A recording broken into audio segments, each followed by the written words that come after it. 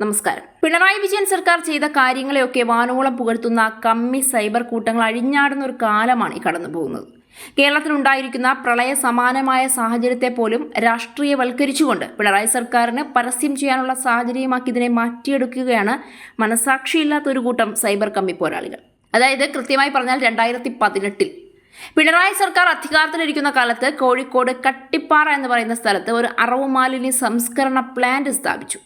Fresh cut എന്ന നൂല് കെട്ടി നാമധരണം ചെയ്ത ആ അറവ് മാലിന്യ സംസ്കരണശാലയ്ക്കെതിരെ കേരളത്തിൽ ഉയർന്ന പ്രക്ഷോഭങ്ങൾ എത്രയായിരുന്നു എന്ന് കേരള ചരിത്രം മറന്നിട്ടില്ല.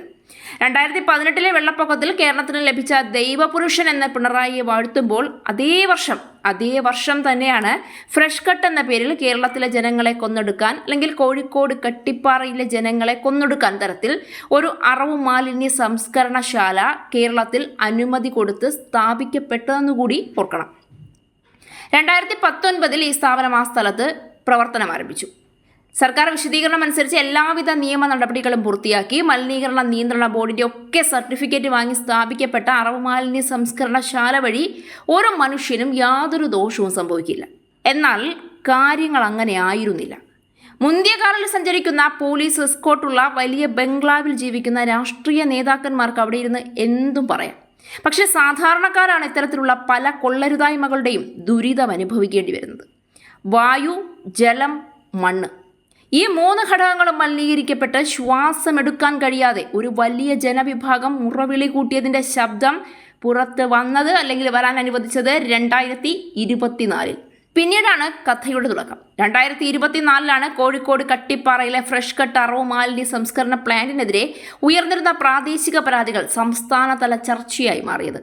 പ്ലാന്റിൽ നിന്ന് അസഹ്യമായ ദുർഗന്ധം, വായു മലിനീകരണം, മലിനജല പ്രശ്നങ്ങൾ, പ്രദേശവാസികളുടെ ആരോഗ്യത്തെ ബാധിക്കുന്ന സാഹചര്യം തുടങ്ങിയ ഗുരുതര ആരോപണങ്ങളാണ് നാട്ടുകാർ ഉയർത്തിയത്.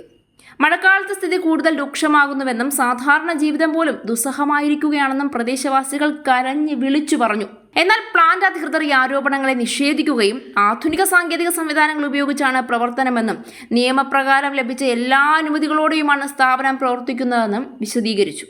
കാശുള്ളവന് എന്ത് നിയമം, എന്ത് അനുമതി, ഇതൊക്കെ വളരെ നിസ്സാരമാണെന്ന് കേരളത്തിലെ ജനങ്ങൾക്ക് അറിയാഞ്ഞിട്ടല്ല. പരാതികൾ ഉയർന്നതോടെ നാട്ടുകാരുടെ പ്രതിഷേധവും ശക്തമായി. സ്ത്രീകളും വിദ്യാർത്ഥികളും വയോധികരും ഉൾപ്പെടെ വലിയ ജനവിഭാഗം സമരരംഗത്തിറങ്ങി.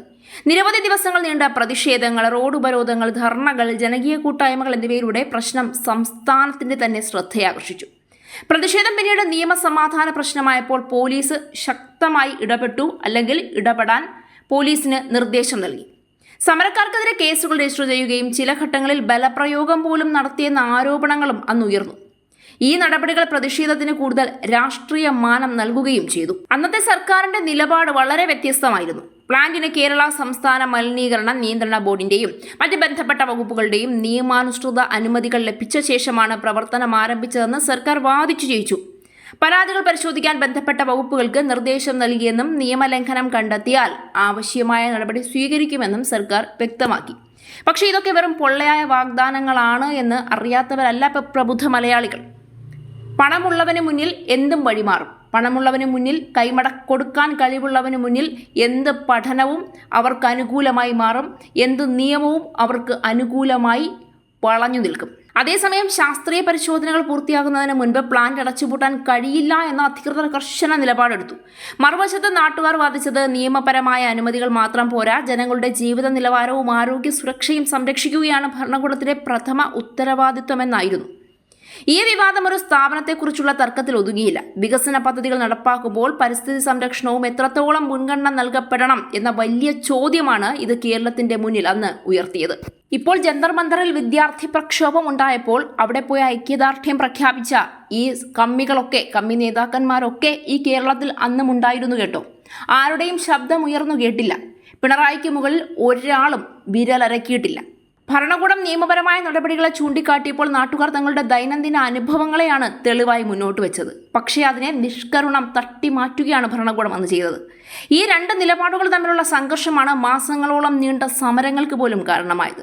ഇതൊക്കെ പറയുമ്പോഴും ഒരു സ്ഥാപനത്തിന് അനുമതി കൊടുക്കുന്നത് വലിയ തെറ്റാണോ എന്ന് ചോദിച്ചാൽ അങ്ങനെയാണെന്ന് പറയാൻ കഴിയില്ല. പക്ഷേ ആ സ്ഥാപനം എന്താണ്, അവിടെ എന്താണ് നടക്കുന്നത്? ആ സ്ഥാപനം സ്ഥാപിക്കുന്ന പ്രദേശം ഏതാണ്? അവിടുത്തെ ജനങ്ങൾക്ക് ഈ സ്ഥാപനം കൊണ്ട് എന്തെങ്കിലും ദൂഷ്യഫലങ്ങൾ ഉണ്ടാകുമോ എന്ന കാര്യമൊക്കെ കൃത്യമായി പഠിക്കേണ്ട ഉത്തരവാദിത്വം സർക്കാരിനും ബന്ധപ്പെട്ടവർക്കുമുണ്ട്.